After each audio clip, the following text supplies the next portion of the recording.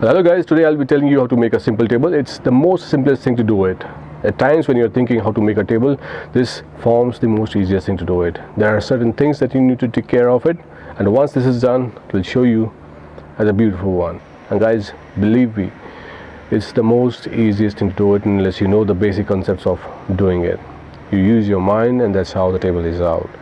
So you need to know the basic things. I'll tell you how all things that is required to be done, the basic idea about how things would be. So making this beautiful table, I'm just thinking of making a giraffe table. The giraffe is the most rarest of marble stone that's available. Since I had some of the quantity with me available, so I thought of cutting it down and on the tabletop and making a beautiful table. I'm just thinking of making a beautiful white table, exactly, so it requires the painting and all those. So I don't think so it would be a hard thing to do it. So let's begin with, did you ever thought of it? How easy is it to make a table? And if you have never thought of it, I think this is the one. So if you're trying to think of how to make it, I'll tell you the simplest way and the easiest method to do it. So let's begin with it. My name is Ashish, and I'll let you know how a simple table is made. I'll tell you the basics about it, not much in details. I won't take into a very lengthy video, but the basic things and articles and items required for you to start doing it. Okay, let's start. This is a simple plank, and normally in the market it comes around 10 feet long. So depending upon the size that you are thinking of making it, you can just cut short of it. So for example, for this one, I think it's 1 feet 9 inches length that I have taken it. Yes, it's 1 feet 9 inches. You can see. All right, so you need to cut into 4 pieces. There are 4 lengths, each of the same size. You need to cut these planks, and you have to also remember that these planks should be somewhat a square shape, for the reason that there are 2 attachments need to be made, like one from this side and here from this side. You see the 2 attachments here, so you get the 2 attachments from here. So if it is a square, you get a lot of space here on this edge, and if it is there, I mean, you're just attaching something over there, so you can attach it. I think in both the cases you can get this thing fixed up this way. Alright, so once this is cut into 4 equal pieces, I'll tell you how it's been cut. I'll tell you about the tools first, what tools are required. This is it's a Bosch GDC 1-to-1 marble cutter machine. So this machine is it's actually used for cutting marble, and for some time, like I think I can use it for cutting woods also. Now for cutting the wood, you need to change this slider. So this is a diamond edge Bosch. So this is actually used in cutting wooden planks. So this works well with the wooden, but I'll ask you to be very much precautious in using it, because this is extremely dangerous, and it slides when you're just using it. So these hooks, sometimes it slides, and the machine, it's very unsafe. So until you are professional, you can use it for quite a long time. I use it not quite often, so I prefer this one because this is more stable. This is more unstable, but this is a beautiful machine. I mean, with this the cutter is beautiful one. It just goes deep and then cuts easily. This is good, but it's dangerous. But this is more easier. But the wood cutting is pretty much difficult from this one. All right. So this is the basic one for finishing, and for grinding, I use this Bosch. GWS 600. So you can see this. It has rough edges. So normally, what people in Hindi, what we say, this is radda. That's used in making chipping the wood, but it's quite difficult. I'll tell you, it's very difficult, and you try using it, you'll sweat as much. I mean, and I can say that it's quite tough to use that way, because it requires a lot of energy, and you sweat really bad with this. So the alternative I found is using this Bosch GWS 650 Pro. So you can use this for polishing a wood or making it more fine, coarse in this. So there are different the coarse granules that comes in. So there are one which comes which is very smooth, and so these are also used in sometimes in polishing of marbles. So you can have, these are different varieties. You can get 3-4 types of varieties that you get depending upon your need and requirement. So I've used this for chipping some extra wood outside, and then a normal, this is a normal saw. You can mark it, this is a very fine one. In the market you can get it like a very rough one also. So this takes time, but it is safe. So I'm telling the things which are safe for you and easiest also. And this is a wood chipper. This is Stanley's chisel. You can say it's 25 mm. I use actually 13 mm for this wood chipping. I use 13 mm, so you should use that because this is quite big. So this Stanley chisel, wood chisel, you should use it for 13 mm in case you go. So this is the 13 mm with me. This is the Stanley wood chisel, 13 mm, and this is 25 mm. So use this one for wood chipping. It depends, the type of size that you want to keep for the plank. And these are the in Hindi called as gitties. These are made from bamboo sticks. So you can just divide a bamboo into 4 pieces, and then you can just use the chipping it from this chipper, 24 mm chipper. You can just chip this thing up, and you can use it if you want a big size. It could be a big size, small also smaller. So normally these are used by old carpenters, wood carvers, where this is actually it's hard to make it. So there are a lot of ways of making these gitties. So I use it the normal way, but you can see in YouTube there are a lot of things like there's a drilling machine that you drill on the iron, and then you put in the and there's a different machine that just that goes circular, and it just carved up. So there are a lot of ways of making. The simplest one is just to use the chipper for this. Now normally nowadays the wood the table makers use the nails. So this is an easiest way to do it. So I use this. This is an olden way of doing it, and it makes the wood more stable. So I use this instead of nails. All right. So this is a normal scale used for keeping drawing a line, straight line, because with this this could be good in measurement, but for line I use this one on the woods.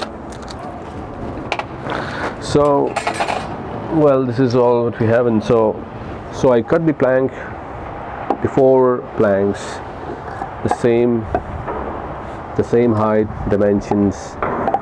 All right, so square shaped one, and try to use this wood, the softest wood that's possible, because the more harder it is for you, it will be difficult for you to chip in from inside.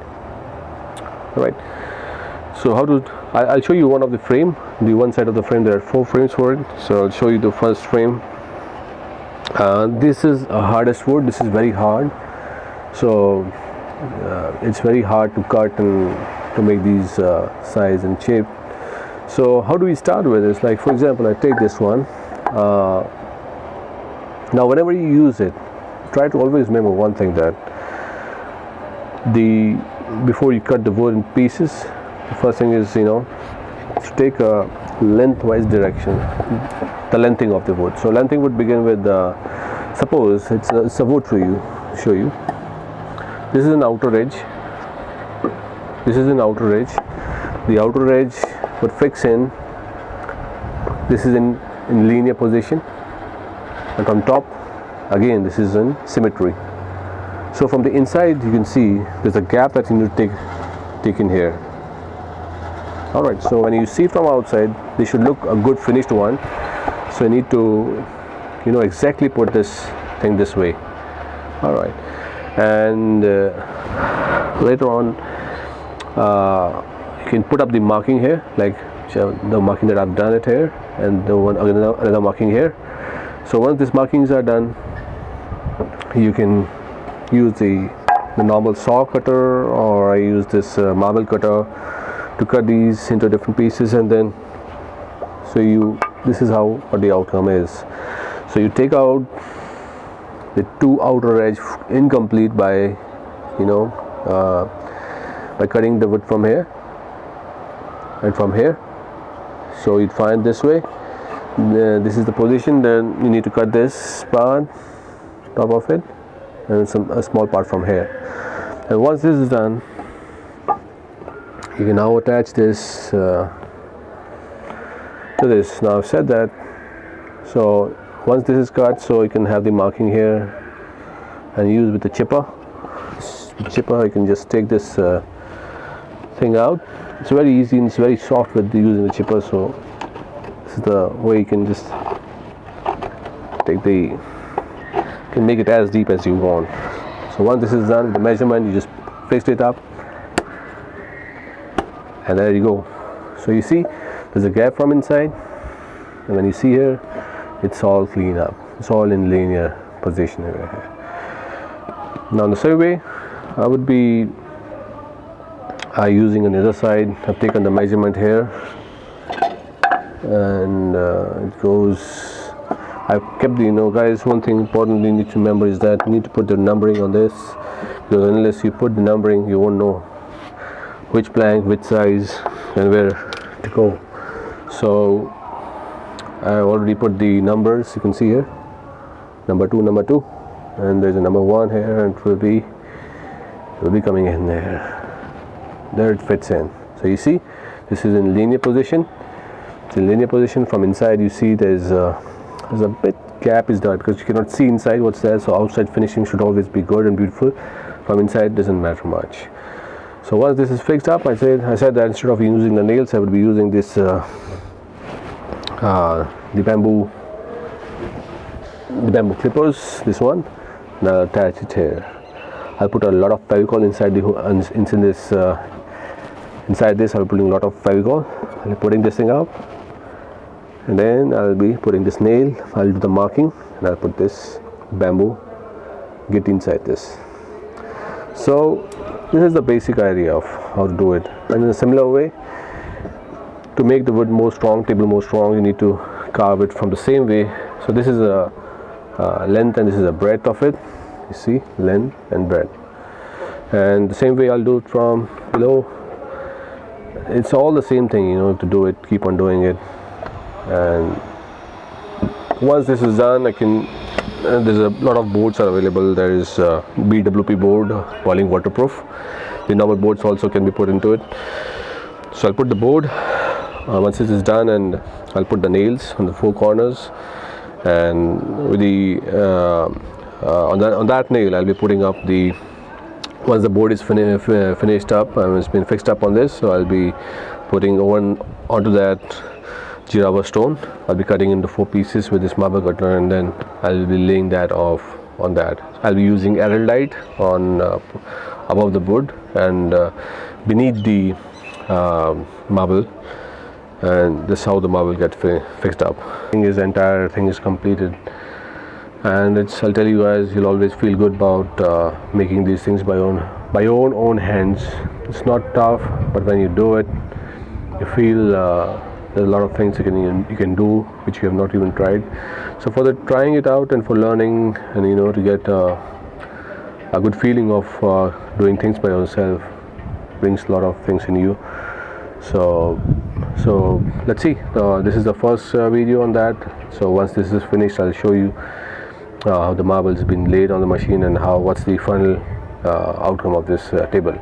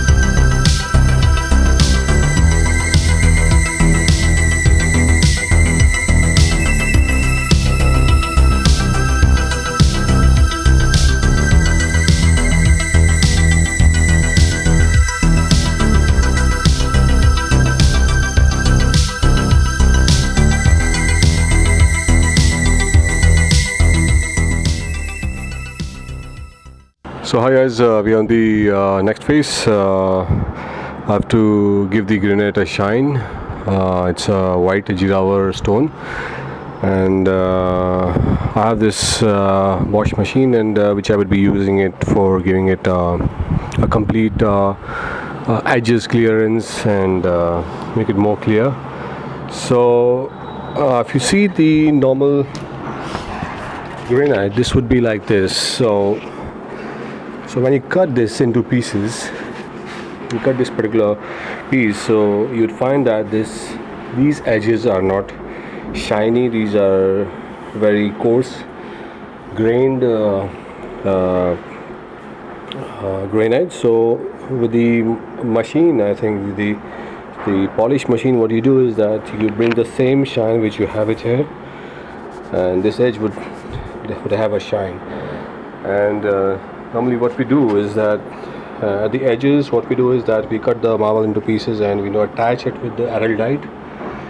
So what happens is that this base becomes broad, so you have to cut that into pieces with the machine, and that's how you get it into separate pieces.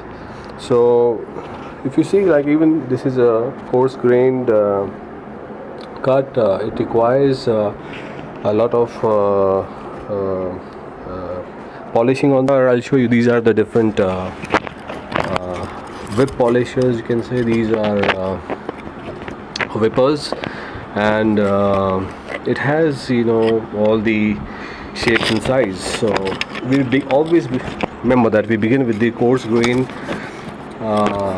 whippers. So it has the numbers in it. The lesser the number, the better it gets. Okay, so it starts with the 60 number. So this is the first one. The course, I have already used it, if you can see. So this is the 60 numbers shown as. Okay, so you start with 60 or 80. Most of the cases people start with 60. It's good, and we also can start with the 80 number. And it's a 4 inches circular plate used to give a polish to a granite. Okay, so this is the number. You can remember the number and the grain which it has. So this is used for as a first point to give a good polishing on that, the initial polishing, you can say. So the next step begins with this 120 number. This 120 number is you can see here 120 is the number. So that has to be used on the second time after this. And this is the third one. It could be 80. I mean, this could be more than that. So it could be around 120 or something like that. So okay, so this is the third plate. Now once this is the basic plates. Once this is you do it on the granite, so it gives the good finish. Okay, you can give it the whatever shape it wants. So once the shape is given, then we use these different whippers. So these pads are like, it also has the numbers. It starts with 120 to 320 to 420, 800. If you're looking for the extreme shines, it will go around 8000 and 1200. So if you see, this is more of a coarse thing. This is completely been used. Now, as I said that it's already, the edges are like this earlier. And I'll show you what I have done. Like,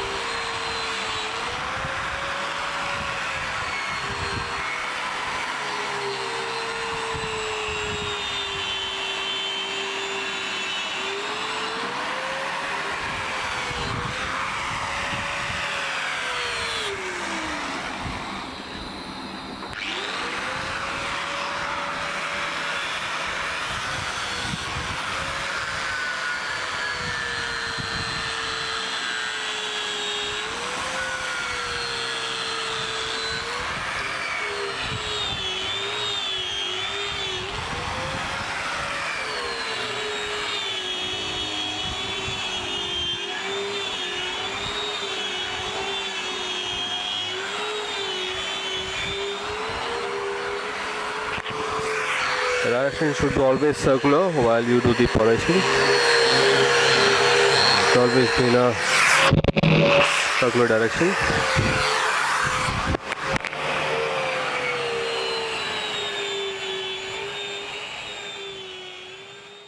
Guys, here I come with the end of the video, and I hope thank you for keeping alive with me till the end when the table is ready, and it gives me freedom and sense of feeling of goodness. Till then, see you.